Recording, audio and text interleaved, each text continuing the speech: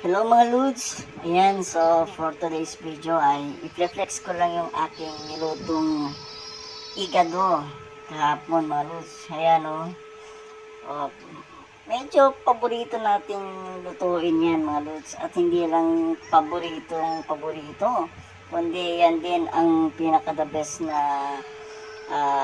ulam ng mga Ilocano, mga Lods. Ito yung madalas na sinasharon kapag mayroong mga handaan. Di ba? Oo. So, ayan, flex ko lang aking pagluluto ng igado. Masarap yan, mga Lods. Madami yan kasi birthday ng aking lolo. So, ako nagluto, kaya isang silyasi yan. Oo, di ba? Kaya kung gusto niyo magpaluto din sa akin one time, magsabi lang kayo mga Lods, huwag kayong mahiya. Masarap akong magluto.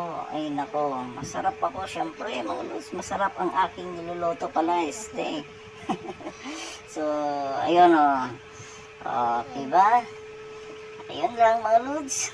So, patikim-tikim na lang tayo muna sa video. Enjoy watching!